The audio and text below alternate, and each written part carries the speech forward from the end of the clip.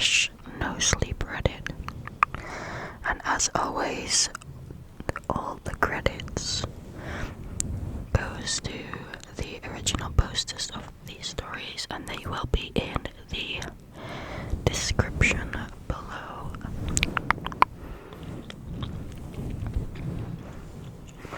If you liked the video, please give it a like, subscribe if you haven't already, and leave a comment, if there's anything you'd like to see from me.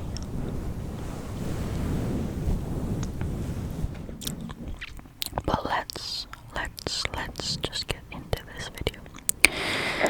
The first story is by Orange BLR, and it's titled "Every night a different person walks down the street and screams for help. We aren't allowed to help them." Looking back, I feel dumb, completely stupid actually. I should have known that apartment was far too cheap to be right, even for a studio. I should have known there had to be a catch. The day I moved in was a complete blur. I insisted that no one help me, not wanting to prove any of my family members' suspicions about my character. By late afternoon, all my muscles ached terribly and my head throbbed. I fell back on my bare mattress, staring up at the ceiling fan with glazed over eyes. I pulled the damp strands of hair from my sweaty forehead, wincing in disgust. Someone knocked on the door, causing me to jump. I cursed under my breath, pushing myself up on my elbows. Two girls were peeking around my doorframe. Foolishly, I had left it wide open, forgetting the old college rule. Only leave your door open if you want to make new friends. And I was not in the mood to make new friends. One of them, an Asian girl with choppy black hair, was grinning at me. The other stood a little further back, fingering a box of Marlboro Reds. "Hey," she said, nodding at me. Her voice was smooth and raspy at the same time. "Did you just move in?" I laid back down, rubbing my face with both hands, choosing not to bother with manners. "Yeah, about 5 seconds ago." "Cool." The girls walked in, evidently ignoring my very clear body language. The girl with the black hair ran her fingers along the edge of my desk and then picked up a little ceramic duck from my unpacked box of trinkets. "Grandma," I explained, feeling strangely defensive. "Cute," she replied, holding it up to her face.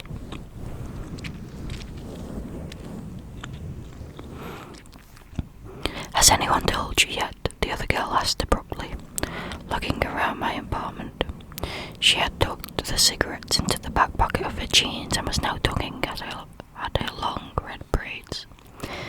"Jesus, Gianna, give her a second." "Well, she needs to know." "Yeah, but we haven't even asked her name." I blinked at the two strangers incredulously. I hadn't even had time to put any toilet paper in my bathroom, and here they were, touching my things and talking about me like I wasn't there. I just wanted to take a nap, honestly. "My name's Arden," I said. The girl with the red braids, Gianna, sat down next to me on my bed. "Did they tell you?" "Tell me what?" "Oh, of course they didn't. The rules." I blinked again, my face blank. I didn't know about any rules, besides the typical renting ones. I had signed the lease after at best, skimming it over. The landlord was a skinny woman who smelled of ashes, and I was fairly certain she had never developed the facial muscles necessary for smiling. I wasn't about to ask her any follow-up questions, especially when the rent was so cheap.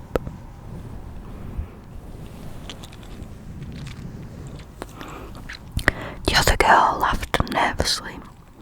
"Where did you move here from?" I ignored her. "What rules?" Gianna got a strange, wicked sort of smile on her face, bouncing a little on my mattress. The other girl sighed loudly. "Something happens here every night," she began, pulling out my rickety office chair and sitting down. "Something weird." "Like what?" I sat up, frowning at her. Finally my interest was piqued. "Someone walks down the street," Gianna said, her voice reminding me of a camp counselor telling a scary story around the bonfire. "That one, right down there," she pointed out my window. "It's someone different each night. They scream for help for about an hour, but we aren't supposed to help them." I just stared at her. I felt a small chill run up my spine. I didn't know what to make of all this. "It happens at a different time every night," the other one said softly. "We never know when it's coming." "Why?" She shrugged, almost sadly. "We don't know why." I scoffed, leaning my elbows against my knees. "I don't believe you." The girl shrugged. "You don't have to. You'll see for yourself." The look in her eyes made me want to believe her. She seemed sincere, but I couldn't even begin to fathom what they were saying being true. It was too strange, too outlandish. I knew this wouldn't be the nicest neighborhood, but it couldn't be that bad. It had to be a prank. They had to be hazing me or something. "We'll come back later," Gianna said, matter-of-factly. "We'll show you." Before I could protest, she grabbed the other girl by the wrist and they were gone. I followed them to the door, watching them march down the hall, talking to each other in hushed voices. I closed my door behind them. That night, as promised, they came back. They came dragging along two boys. One was somewhat muscular, wearing a tight black t-shirt and baggy jeans, and my eyes were instantly drawn to a silver heart-shaped locket around his neck. He smiled at me and introduced himself as Will when he walked in. The other boy was smaller but chubbier and nervous-looking, with a buzz cut and ill-fitting cargo shorts. His name, I was told, was Matteo. The girl named Gianna came in carrying a bottle of wine and that same slightly crumpled box of cigarettes. The other one, the girl I still didn't know the name of, was the only one who looked even somewhat apologetic. They all sat down on my dusty floor next to the window and motioned for me to join them. I sat between Will and the nameless girl, unsure whether I should continue feeling violated or if I should just give in to my strange, bushy neighbours. "Do you all live in this building?" I said, hesitantly, accepting the wine when it was passed to me. "Yeah," Will answered with a grin. It seemed half-hearted. "This building is where all the young people live." "It's where they put us," Gianna cut in, lighting a cigarette. It didn't even occur to me to tell her not to smoke inside. "We've all been sorted out." "Forgive her. She's a bit of a conspiracy theorist." "It's not a theory," she snapped, glaring at him. "Look at the other ones next door. The Middle Ages. People with kids, but no grandkids. Across the street, old people, not a single 20-something in that entire building. May, tell him." So her name was May. I looked her over, admiring her smoky eye makeup and how she'd tied her hair up, long strands poking out like exploding fireworks. "Stop it," May muttered, reaching for the wine bottle. "You'll scare her." "I'm not scared." She just shrugged at me, as if she didn't believe me. We passed the bottle around and then around again. I listened to them bicker and laugh. It was clear they'd all been friends for a while, and I felt a little bit like I was intruding, even though they were in my apartment. Will asked me if I'd gone to college, and I told him I did, but I dropped out. They all nodded sympathetically, which made me feel stupid. By midnight I was a little buzzed, and my guard was beginning to fall. I had to admit it felt good to have friends. I had already mentally resigned myself to a life of solitude, at least for a while, but it seemed that might actually have to be my fate. I laughed at Matteo and Gianna's drunken argument, passing a cigarette back and forth with May, blowing the smoke out of my open window. I had almost completely forgotten why they were all over when it happened. All at once, a blaring alarm came from each of our phones, like an Amber Alert. I could hear the sound echo through the neighbourhood, like an entire chorus of hundreds of phones going off, not just ours. I nearly leapt out of my seat. Not even Gianna laughed. All of them went quiet, and they looked at me as I took it out, frowning at the screen. "Do not interfere." "It's coming," Will whispered. He had changed, his eyes almost glassy and his voice soft and shaky. Mateo squeezed his shoulder. I looked at May. Her eyebrows were cinched together in concern, and she was stubbing out her cigarette against the windowsill, shrinking away. There it was again, that chill. It crept up my back, spreading along my scalp and making me shiver. Something felt deeply, deeply wrong. The others were quiet now, staring silently at the window I was sitting up against. The air felt somewhat warmer, like it was buzzing with something, or maybe I was just sweating. We sat there, unmoving, for what felt like half an hour. Right as I was getting tempted to ask what was going on, I heard it. It was not far away. It was far away and faint, but I still heard it. A cry. I continued as it gradually got closer, louder and more desperate. "Help, please. My God, someone help me." Slowly I leaned out the window. I had to see it with my eyes. Had to confirm there was actually someone out there like they had said there would be. My new apartment was on the 4th floor, so it was hard to see who was down on the street without squinting. It was flickering. In the flickering streetlights, I could make out the outline of an elderly man. He was hunched over, wandering aimlessly from door to door, wearing only what looked like a hospital gown to cover his pale, broken body. Behind him trailed a path of dripping blood, although I couldn't see where it was coming from. "Please, I'm hurt." I looked back at the others, my mouth hanging open. "What is this?" I demanded loudly. "What the hell is this?" May touched my arm, trying to calm me down. I pulled away from her. "Arden, please. We have to help him." "Why can't we help him? He's just an old man." "We can't help him, trust me." I ignored her, leaning further out the window, prepared to call out to him. Before I could open my mouth, I froze. The man down there was still now, facing our building. His head was tilted upwards and I couldn't see his eyes, but I knew he was looking right at me. I immediately felt cold, like I was plummeting into ice water. "Help me," he whimpered into the silent night air, his voice barely audible. Then he began to scream.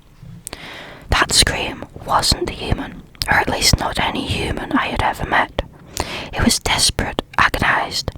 It made my stomach turn and my eyes prick with tears. I couldn't look away. The blood was coming from his arms, or should I say, his lack of arms. Where his arms should have been, there were only bloody, mangled stumps. They looked fresh. He didn't move other than a shake away. He didn't move other than a shake his way, and his eyes didn't leave me. His shriek slowly moulded into words that I could just barely understand. "Please, please, please, please." May yanked me backwards away from the window. I landed on my butt and yelped in pain and horror. "What is that thing?" I whispered. I didn't mean to whisper, but that was all that came out. "We don't know," May replied, her eyes trained on Will, who was crying now.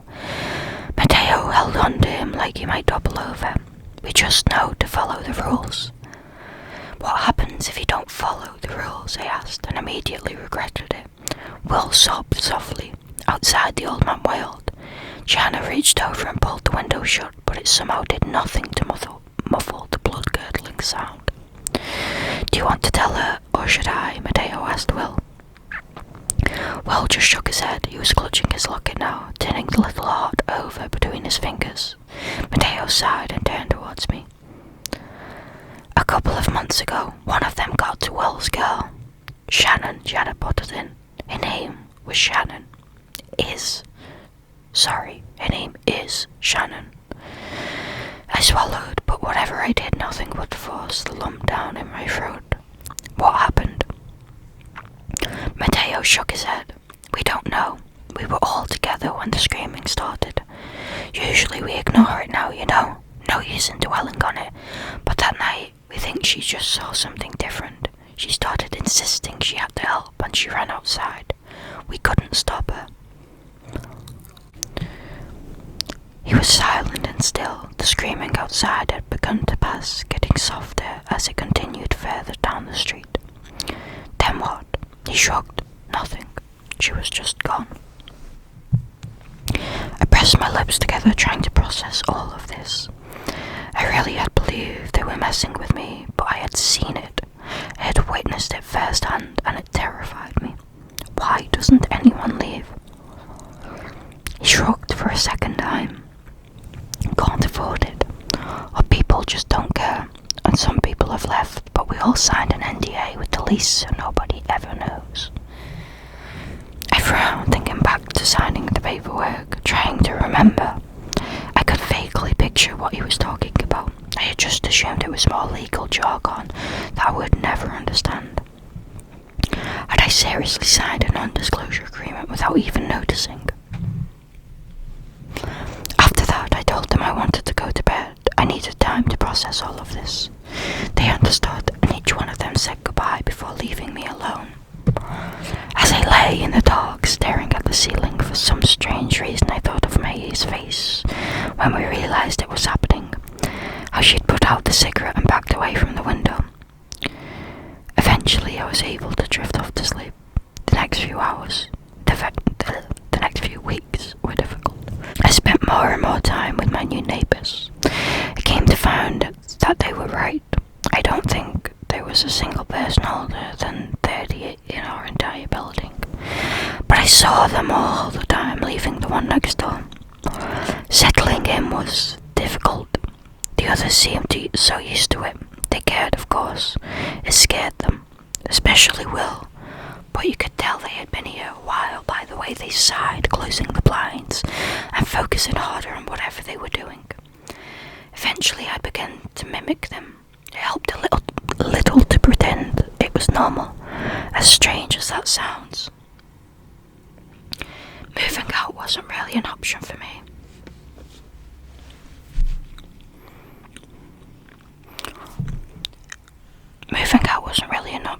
anyways. I was a college dropout. I hadn't found a job yet. I was still just getting by on what I had managed to save up. Every night it was someone different. Some were more human, some seemed less. Some were drenched in blood, their clothes ripped and strange, but some looked fairly normal. The worst were the children. They would run like injured chickens, screeching and banging on doors, begging for help. Sometimes they would try different things, say different things, like, "They're coming. I don't want to die," or even, "I'm sorry." There were a lot of children. One night, while I was half awake, an alarm went off. It wasn't like the one on our phones. It was blaring, only somewhat muffled by my window. My apartment glowed a flashing red from outside. I didn't even look. I was too scared of what I might see. I just covered my head with my pillow and tried to fall back asleep. I came to learn of all the theories, especially from Gianna. She thought we had all been chosen and predetermined to live here, all for some sick little government game. She thought maybe there were people betting on the different buildings, putting down money on who would interfere the least. "See that?" she said to me one day in the hallway, returning from a coffee run. Cameras everywhere. I didn't know if I believed her. I spent time with May mostly. We smoked on the front steps and people watched. It was strange to see what at night was such a sinister and gruesome neighborhood during the day. Bright and lively. She didn't talk much about the rules, so I didn't either. We didn't talk all that much in general, I found, just enjoying others' company. Right when I was beginning to feel comfortable was when it happened. It started with a birthday cake. "Happy birthday." As May walked through the door, Matteo blew into his plastic party horn. The paper inflated, smacking Will on the side of the head. May's hand flew to her heart. "Jesus Christ, you fuckers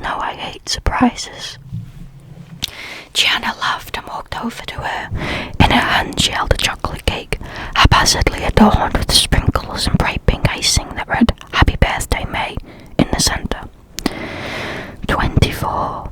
She set down the cake on the dresser and threw her arm around May's neck. How does it feel? Awful. That's the spirit. Enough of this, Mateo cut in, weaving between them. Let's eat some cake, then let's go. Their tradition, I had learned, was to bar up for birthdays. They told me there was no curfew here despite the rules, just a recommended time to be home, which was 10:30 p.m.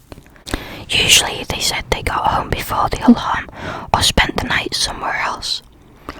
We all took some cake. The boys took shots in the kitchen to pre-game while I watched Gianna fuss over May's hair. I was never much of a partier. While at clubs or at bars at college, I spent most of the time out back chatting with the smokers. But then again, I was never much of a friend group person either, so maybe the circumstances were changing. I watched them all troop outside to Mateo's car. I stuffed myself in the back, incredibly conscious of how close I was pressed to May, my other shoulder rammed into the car door. Mateo's music cranked up to the maximum volume hurt my ears, and the tiny space was packed with the smell of tobacco and various perfumes as we sped down the freeway towards the city. But it was nice. It was really nice. I found myself laughing with them, and I hooked my arm around May's when she weaseled her hand beneath my elbow. It was actually nice. As predicted, the bars they chose weren't exactly my scene, but this time, as opposed to college, I could stand it. I took shots, I followed them out for smoke breaks, I even danced under the low purple lights until my feet ached inside my chunky heels, surely riddled with blisters. By the time we got to our third bar, I couldn't even feel it anymore. And it was at that third bar where we crammed ourselves into an old photo booth, and Gianna reluctantly offered $5 to the slot, and we laughed, red-faced, into a tiny camera. After the photos spit out into the car compartment, the others slid through the red curtains, but before I could follow, May grabbed my wrist. She held me back, sliding her long baby blue nails up my wrist. I shivered. "You never gave me a birthday present," she whispered, and I could feel her breath on my face. If I was wearing my glasses, they would have been fogging up. Yeah, well, I didn't get to finish my quip before she kissed me. It was nice, and then it wasn't. "Hey," Will called out to me, squeezing through a crowd of men wearing tattered leather jackets to get to me. "Arden, where's everybody else?" I blinked, looking around. I could have sworn they'd been right there a second ago, but now none of them were anywhere to be found. I shrugged. "Dunno. Why, what's up?" He finally broke free from the swaying mass, and I got a better look at him. He looked worried. His face was flushed, and I could see a few drops of sweat creeping out from his hairline. He took his phone out of his pocket and held it out to me. First I saw his home screen. It was him next to a girl with strawberry blonde hair, both clutching beer bottles and grinning widely at the camera. Then I looked where he actually wanted me to. The time, 1:47 a.m. "It's getting late," he narrated. "Can we find the others and get going?" I understood then. He was worried. It was past 1 a.m. and no alarm yet. It was later than usual. The bars would start closing soon. He wanted to get back before it happened. Will and I weaved through the crowd. I was pretty buzzed, and I realized I was having a hard time moving my feet right, which made me feel embarrassed. I hadn't even had that much to drink. Was I that much of a lightweight? We found them outside, chain smoking. Will explained the situation while I swayed. The drive back was strangely tense. Mateo's music was turned down, and there wasn't any joking or boisterous gossiping like there had been on the way out. We all felt it. It didn't need to be said. Something was off. Will drove fast, almost reckless in the dark. May took my hand. Just as he was carrying a earring around the last corner, and we could all make out the shape of our apartment building down the street, it happened. All of our phones went off at once. Gianna let out a small shriek from the other side of the back seat. "Do not interfere." Mateo turned back towards us, pressing his finger to his lips. Had this ever happened before? By their reactions, I didn't think so. It was different. It was different when it came when I was in my bedroom, when I could just shut the curtains and put my headphones on. It felt so small and helpless then, like I was gazing into the maw of something incomprehensibly beyond my understanding. I felt like we were all flies, and this neighbourhood right now was the spider's web. Will drove slowly now, maybe 5 miles an hour. We were all still, we were all silent, not even a stray breath cut through the quiet. Underneath the glowing streetlights, I could make out the side of Will's face. He was pale, and if I hadn't seen his knees shifting as he pressed down on the brakes, I could have mistaken him for a mannequin. The car came to a stop. I followed his gaze all the way down the street to the dark horizon, and I saw what he saw. A silhouette. It was far too distant to make out what shape it took, but it was evidently humanoid. It moved in a shaky stumble, limping down the middle of the road in our direction, and in the overwhelming silence I could hear it. Far away, but still deeply urgent. "Help me." "Will," Jenna hissed. "Turn the car around." Will didn't move. He just stared forward, as white as paper. It didn't make any logical sense, but I knew what he knew. It was too late now. There was no use. "Help me. Please help." I could tell now that it was a girl from its voice and its figure as it got closer. It was wearing some sort of white nightgown, not unlike the old man's hospital attire from that first night, stained with dark red blood. From here I couldn't tell if it was fresh or dry. I didn't know why that mattered to me. "Maybe," May whispered. Her arm shook against mine. "Maybe if we're quiet and we duck down, it won't see us." Deep down it felt as hopeless as turning around. I'd felt, but it seemed reasonable. I nodded and did as she suggested, crouching behind the passenger seat, my knees throbbing from the strange angle I'd bent myself into. We all did it, except for Will. He didn't move. He still just looked. When he finally spoke, I could barely hear him. It was so weak. "Shannon." The word hung in the air, heavy with implication. Mateo was the one to break the silence. "What?" "Shannon," he repeated, finally turning to look at his friend. "That's Shannon." I peered over the seat in front of me, squinting my eyes. The human-like thing was getting closer, and now I could make out the strawberry blonde hair, round face, short legs. The girl from Will's phone lock screen. The girl who had disappeared.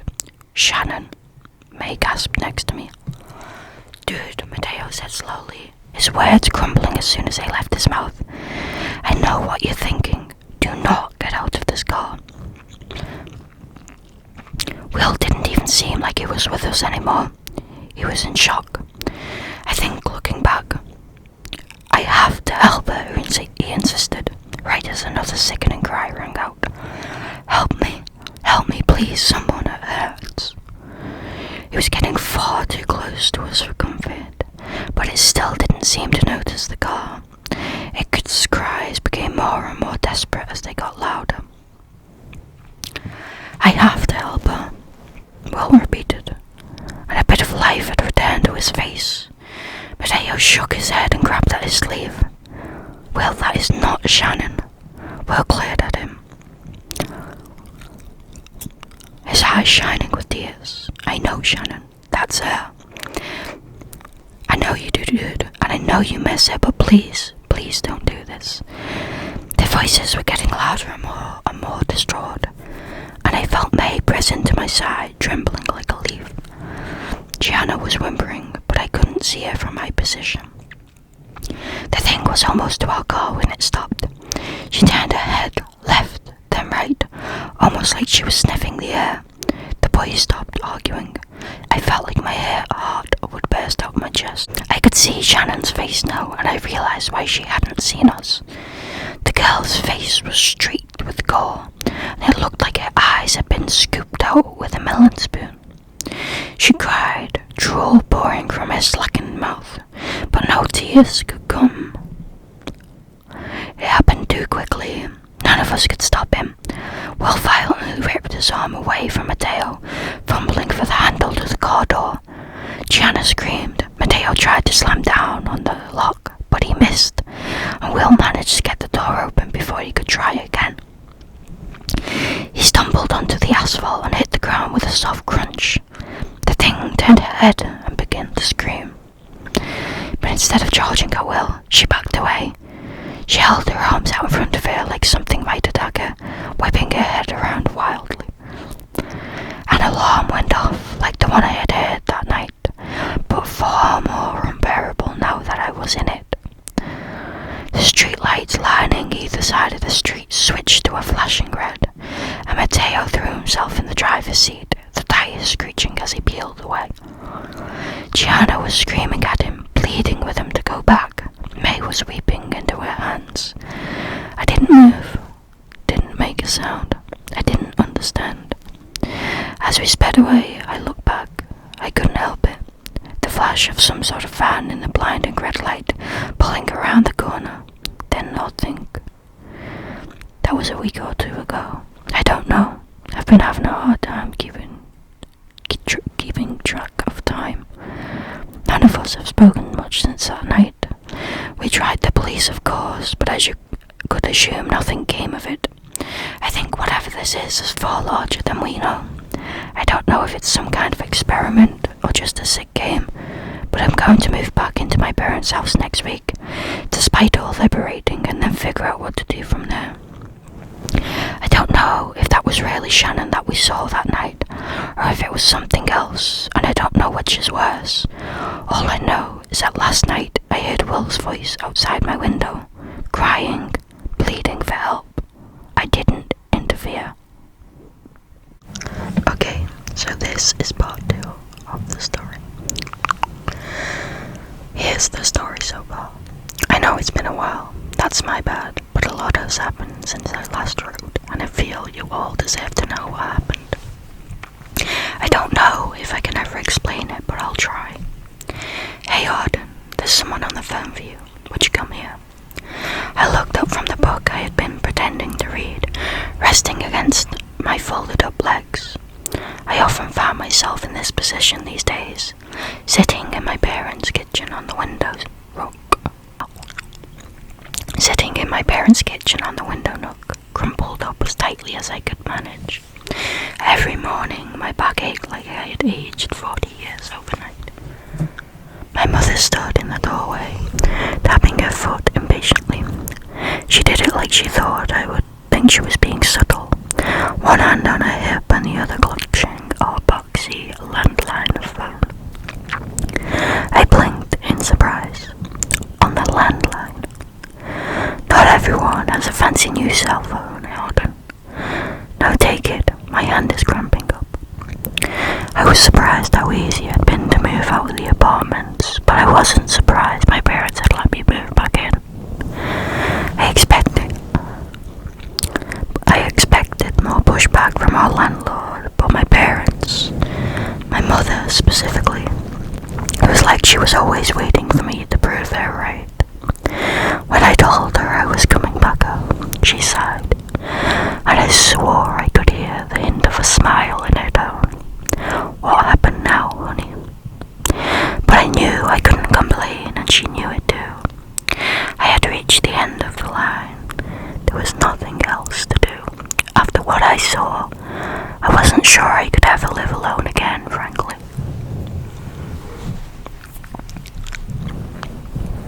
I stood and walked over to her, thanking her under my breath and taking the phone. She huffed and marched off, and I was left there alone, staring at the receiver, my face slack. It was like I knew before I even brought it up to my ear. Hello. Who is this?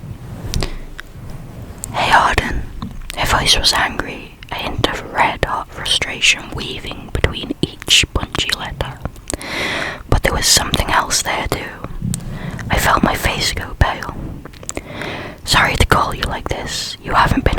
your cell, so I found this number in the phone book. Guilt stabbed at my gut like a hot poker. I glanced over at my cell phone, which sat on the kitchen table. I knew it had been wrong, but I had blocked all of their numbers the day after I got out of there. I didn't want to think about it, any of it. I didn't want any connection to that cursed place. Hi, Gianna. Yeah, hi, she snapped, sounding more annoyed by the second. Look, I know you had to leave, I get that. We would too if that was an option. She trailed off, leaving the rest unsaid, but heavily implied. I was simply luckier than they were. But you need to come back. What? I exclaimed, louder than I meant to. I winced, only continuing when I heard no angry shout to quiet down from the other room. What? Why? She sighed loudly, and it was like I could hear her face sinking. I could hear her resolve slipping and her feet pacing around her room. I knew that something had to be wrong, something worse than what had already been wrong, something big. It's May, she said finally, and my heart jumped. The hot poker in my stomach twisted. Listen, I can't explain over the phone. I just need you to come back. It's important. I faltered. I felt my eyes sting. As soon as I left, I knew I could never come back. I could never associate myself with that place ever again. Nothing about that neighborhood made any sense to me. I didn't trust it. I didn't even know if I could trust Gianna. But May, the day I left, her eyes were still swollen. She hadn't stopped weeping since Will was taken. Don't go, she said to me. She couldn't even look at me, her head bowed, sitting motionless on her bed. I'm sorry. Something bad will happen if you go. I just feel it. Please don't go on. I knew. I just didn't want to know. I knew if something had happened to May, I had to go back. There was no choice, no third option. It was my fault. Arden, Gianna said, after the silence had hung in the air between us for a good minute. Please. Okay, I'll come back. Good. Great. Just be subtle, okay? They're everywhere right now. I heard the phone click, my mouth hanging open to reply, to ask what the hell she meant by that. By the time I reached the neighborhood, dusk was creeping across the skyline. I felt a shiver run up my spine, recalling vividly what happened here at night. As I drove down our old street at 20 miles an hour, I felt something strange. I felt like I was being watched. When I turned my head, curtains pulled shut, people ducked behind their doors. Everything was just out of my sight, in the corner of my eye. It was even eerier here than it had been when I left, which I hadn't thought possible. Gianna met me in front of the apartment building, sitting on the steps and smoking a cigarette between pale, trembling fingers. By the pile of ash and butts beside her, I could tell it wasn't her first. Her red hair was down and frizzy like she hadn't brushed it in a while, and her eyes looked small and puffy. When I parked and got out of the car, she slowly raised her head to look up at me. I couldn't read her expression, and she stood, and it occurred to me that she might hit me or strangle me, or both. Gianna, she cut me off, pulling me into the tightest hug of my life. I swear I could hear my own ribs crack. Her wool scarf scratched against my neck, and her hair stuck to my chapstick. Thank you for coming back, she muttered in my ear.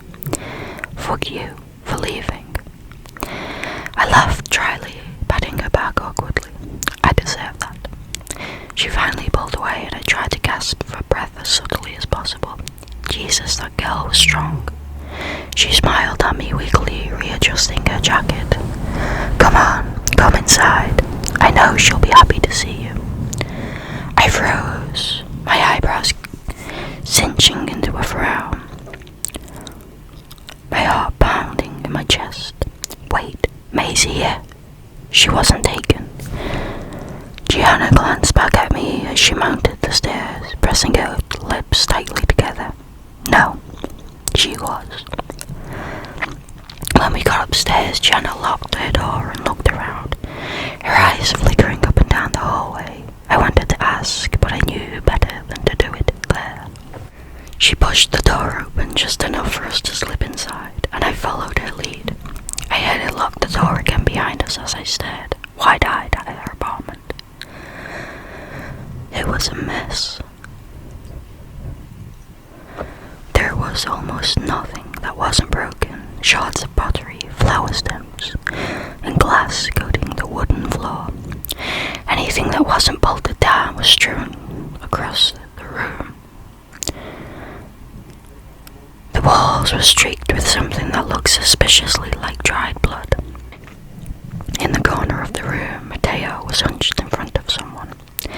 His hair had grown out a bit. It was looking shaggy, and he seemed like he had lost a bit of weight. It's okay. It's okay. It's just Gianna and Arden. You remember Arden, don't you?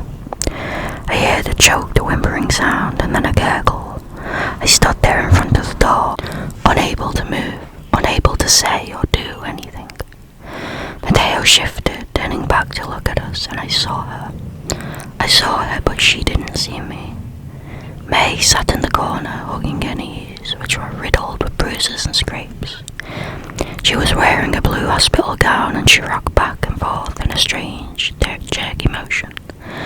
"Help," she whispered, her voice raspy and painful sounding.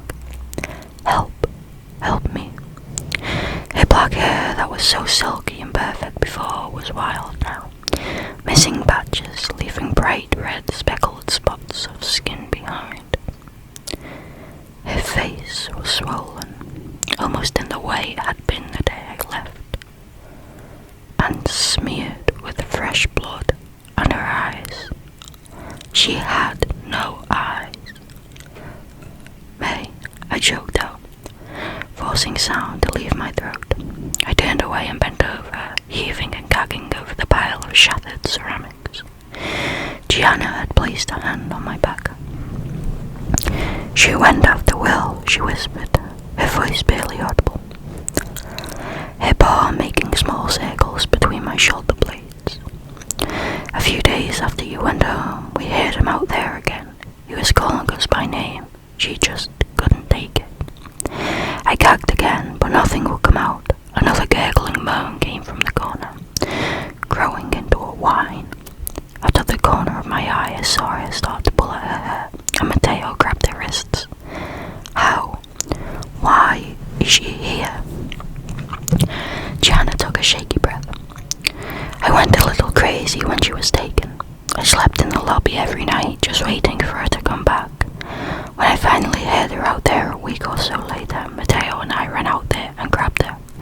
That white van came, but we managed to get her inside before they caught us." I swallowed hard, my throat suddenly painfully dry. Gianna glanced around the room as if someone might be listening to us. "They saw us," she mumbled, hugging herself. "Obviously they saw us take her, and there are cameras everywhere. They know we have her, but no one has come for us. It's like they're waiting for something." May let out a sob, writhing in Mateo's grip. "Help, please help. Hurts." My lip trembled. I stood up straight, holding out my hand and creeping towards her. "Hi, May." I bit my lip, fighting back tears. May trembled and rocked. Her head tilted vaguely in my direction. Where her eyes had been, there were only gory holes, like Shannon. They did the same thing to her that they did to Shannon. It had to be some kind of message. "It's me, Arden. I'm here now. I came back." "There's one more thing," Gianna said, and I felt eyes watching me cautiously. The screaming, it stopped. They don't come anymore, the people begging for help, but every night, right as she trailed off, the alarm rang out, more deafening than ever. Red lights flashed, flooding the apartment in crimson. I was struck with a deeply familiar fear, the same fear I had felt my first night here. It made my bones ache and my ears ring. May whipped her head around, her body tensing. She began to whine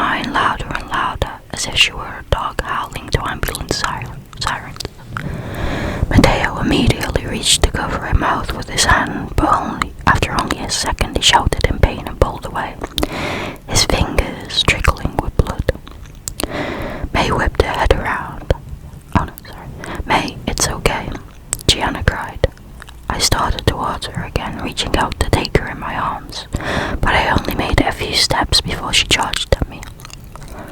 May tackled me to the ground, and I landed with a loud thud.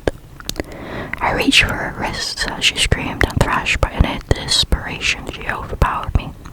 I felt her fingernails dig into my face, scratching at me like a frightened animal, inching up towards my eyes. I screamed, trying to squirm away from her. Finally, Gianna and Matteo took her by either arm, hauling her off me. I sat up, breathing heavy, and touched my face. It stung and my fingertips came back stained red. May slumped over, still behind, held up by her friends. I took a few last gulping breaths, just looking at her, trembling. Then I crawled forward, carefully wrapping my arms around her. She protested weakly, but not for long. After a moment, she went completely limp, letting me hold her, sobbing wetly in my ear. I reached up, petting her hair, careful to avoid the spots where she had ripped it out. It's okay, I whispered, squeezing my eyes shut so my tears couldn't fall. I'm sorry for leaving you. I was a coward. I'm so sorry. I held her like that, cradling her until the alarm finally stopped. The quiet that came after was almost more unbearable, making everything still. My head ached. Will you stay the night? Matteo asked me finally, and he sat down beside us. Gianna followed suit. Of course I will, I sighed, opening my eyes to look at them. Can I stay with her? I was hoping you would ask, Gianna said with a weak smile. We're exhausted. Would you mind if you stayed here? And Matteo and I slept over at his place. I shook my head. Gianna squeezed my shoulder. Thanks, Arden. Really. Tomorrow we can think of something, but tonight I really just need some sleep. Matteo nodded in agreement. I realized both their eyes drooped, with purple, dark bags beneath them. Yeah, tomorrow. Tomorrow we'll think of something. After we said our goodbyes, I carefully put May in her bed. She was settling now, and still, besides the shaking. I took a wet rag and very carefully cleaned up her face. When the blood was gone, I could almost recognize her again. I brushed her hair away from her face, staring into the place where her eyes had been. I still felt wary. It was hard to believe it was really her sitting in front of me. Maybe it wasn't. None of us could know. Maybe she had really been transformed into some kind of creature. But in the chance that it was her, I wasn't gonna let her sleep alone. Not again. I rested my forehead against hers and she let me, drooling into her own lap. I'm so sorry, I told her again. I should have stayed. I'm such a coward. She opened her mouth and closed it again like a fish. Like she wanted to say something but she couldn't. I felt the tears coming again and now I let them fall. When I finally drifted off to sleep, May pressed against my side, still shaking. I dreamed that he was outside, standing in front of the building, staring up at our window. His eyes wide and his jaw dropped open in a silent scream. But when I woke up and ran to the window, no one was there.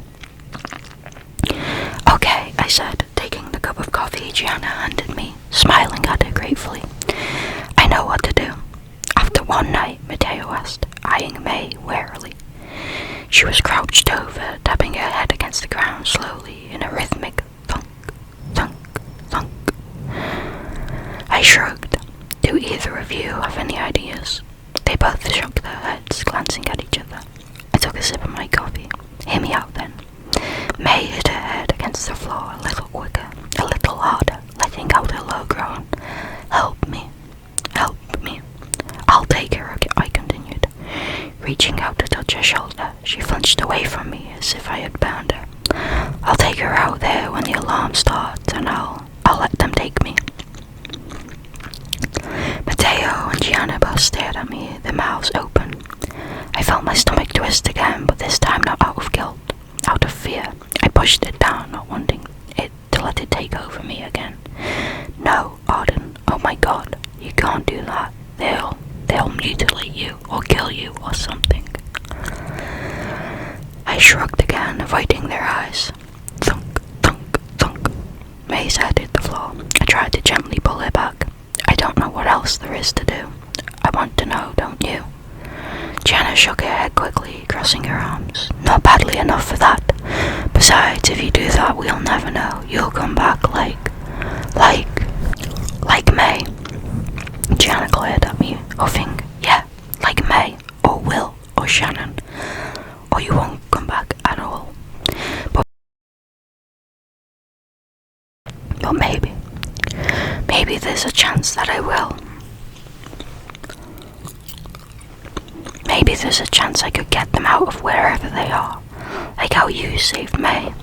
Thunk, thunk, thunk, thunk.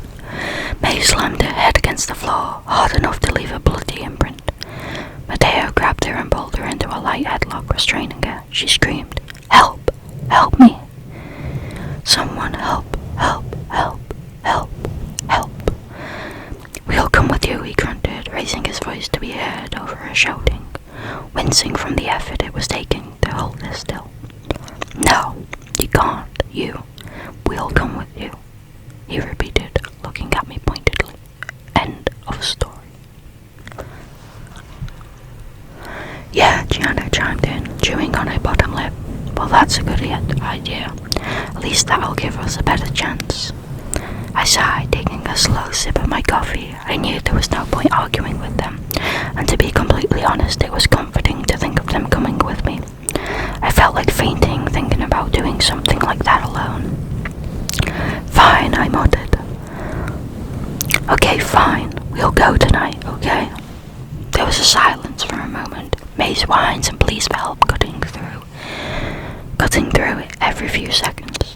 Yeah, we'll go tonight. Gianna pushed some hair behind her ear, and I noticed her hand was shaking. Deal.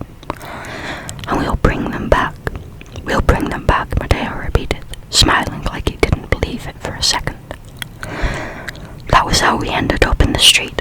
The streetlights flashing a blinding red and the sirens wailing in our ears, ricocheting off every side of my skull and making it feel like my brain was shaking. Gianna held one of my hands and I held May's with the other. Mateo was on the other side of her, and together we kept her from attacking anyone or running away, or both. I could see the people in the buildings watching us from their windows and from their doors, muttering things I couldn't hear to each other and shuffling around. I closed my eyes, not wanting the reality of what we were doing to set in and cause me to back out. Right when I started to think maybe nothing would happen, I heard it. Tires peeling around the corner, the screech of brakes and the smell of exhaust. Gianna squeezed my hand and I heard her whisper, "Oh God," under her breath. I opened my eyes to see 4 men climb out of the van. They were wearing blank masks, like ski masks, but without any holes, so they could barely even be identified as human. And they had a strange white lab coat on. They began to grab us, and May screamed and cried frantically, kicking at them as hard as they could as they lifted her off the ground. Gianna held my hand tightly until her fingers went cold and white, even as they tried to pry her away. I heard her crying, and even though this was our plan, I could tell she wanted desperately to fight them and run away as fast as she could. I was feeling the same way. Mateo barely even moved. He let them wrestle him into the van without saying a word, his face cold and still and his jaw tense. The last thing I remember is Gianna finally being pulled away from me, my body being slammed down against what felt like a gurney. The van sped away alarmingly fast, and a man in another mask approached me, holding a syringe with a long, thick needle. Wait, I choked, holding out my hands, but it was too late. He plunged the needle into the side of my neck, and the world spun and dimmed into black. When I opened my eyes, I was in a silent, white room. I slowly looked around, my eyes struggling to adjust to the bright light. I looked down at my myself and I found I was in a blue hospital gown, lying on top of some kind of stiff white bed. It took me a long moment to remember where I was and why, but when I did, I nearly had to throw up. The room had no windows. It only had the bed, a small metal bedside table, and a door across the room that was the same colour as everything else. The only way to identify it as a door was the round silver handle. In the upper right corner there was a small black camera.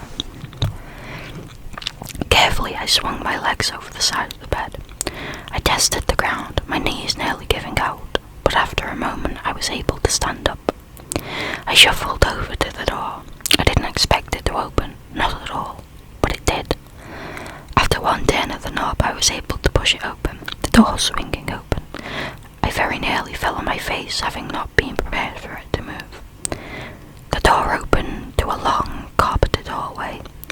It buzzed with life, people of all kinds wandering up and down between rooms, all in hospital gowns, talking amongst themselves. I blinked, gazing around warily. A couple of kids sprinted past me, nearly tripping over themselves. I stumbled back, gripping the door frame for support. "Arden!" someone shouted from down the hall. I nearly jumped out of my skin. I turned and gasped. There stood my friends. Gianna and Matteo were there, as well as another girl with strawberry blonde hair, smiling ear to ear, and between them, Will. He grinned at me. I instantly forgot about the weakness in my legs, stumbling towards them like a baby deer learning to walk. "Hey Arden," he said when I was closer, still smiling wide. He wrapped an arm around me. The other one wrapped around the other girl and gave me a squeeze. I pulled away after a second, looking at him up and down.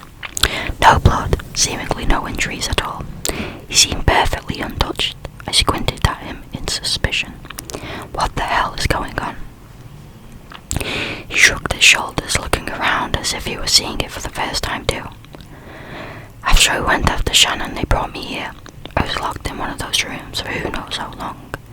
They gave me food and books to read, but not much else. This is the first time the doors have been open. Does that mean? My voice faded away. He nodded, confirming what I hadn't asked.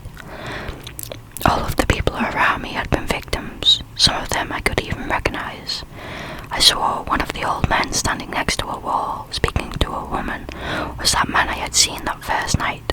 The one who had looked right back at me and screamed, so blood-curdlingly that I still had nightmares about it. I shivered. "Wait," I whispered, something occurring to me. Does that mean that someone tapped my shoulder? I turned slowly, afraid to look. May stood in front of me. Her hands clasped behind her back, a shy smile on her face. She was like a snapshot of that first day, the day I had met her. She fluttered her eyelashes at me, her eyes slightly watery. She was completely fine. A strange groan of relief left my throat, and I enveloped her in my arms, lifting her off the ground and spinning her around. She squealed, laughing and grabbing at my shoulders.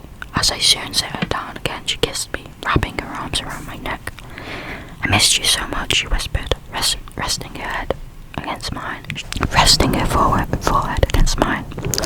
I suddenly remembered 2 nights ago doing this very thing with the version of her that had no eyes. I could only use her voice to beg for help. I bit my lip, frowning.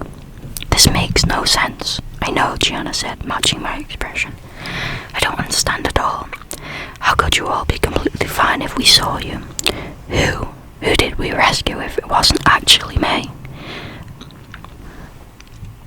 "Congratulations," the voice buzzed, so low and unnatural that it had to be altered somehow for anonymity. I can't say that word. Anonymous. Anonymity. Yes, anonymity. I can't speak. The test has been passed. The bystander experiment is complete. You are all free to leave as soon as you sign your paperwork. Thank you. The intercom cracked into the silence. The air was heavy and no one said anything for a long moment. Then someone began to cheer, then another, then another.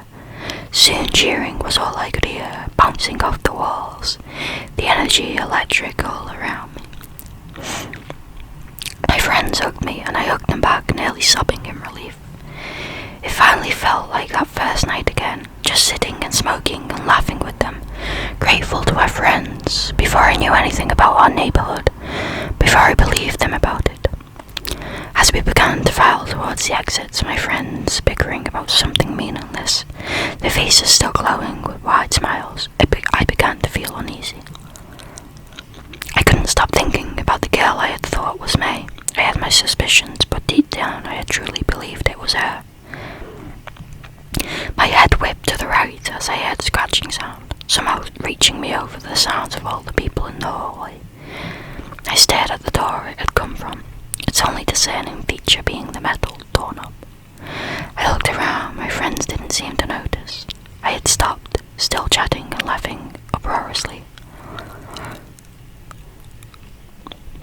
I slipped away from the crowd, my hand shaking as I reached for the knob. The door slowly creaked open. The room was dim, and the stench of blood and excrement immediately punched me in the nose. My eyes stung. I blinked through it, squinting. In the corner of the room, something was hunched over, and I could hear soft gasps and sobs. Help me, please. His body was somehow bony and globular at the same time, both wrinkled and decrepit and smooth and youthful. It was impossible to describe. It was a mass, an amalgamation, a monster. It turned its head to look at me, and I looked back into 1,000 faces all at once. I looked back at blood and broken bones and teeth and pain. I looked back at the old man with the missing arms and the children who squawked like chickens, and Shannon with her missing eyes. I looked back at Will. I looked back at May. Help me. I want to believe what I saw in that room was the real monster. It was whatever we each saw that night. It was whatever we saw each night, taking the forms of our loved ones, and they were all safe in that building the entire time. I want to believe it's maybe something artificial, something made specifically for the purpose of the experiment. I don't want to believe that what I saw was all of them, somehow cosmically smashed together, crammed into the same disgusting figure, able to mold itself into any body it contains, a tortured slave to whatever government force did all this. I don't want to believe May is in there, still blind, still suffering, but I just don't know. What do you think?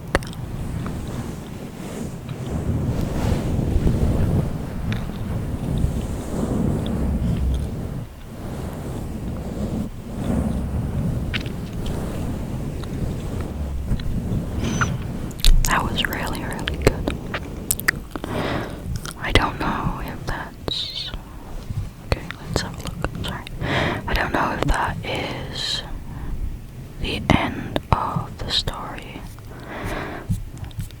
I think it is. I can't see another part. I cannot see another part.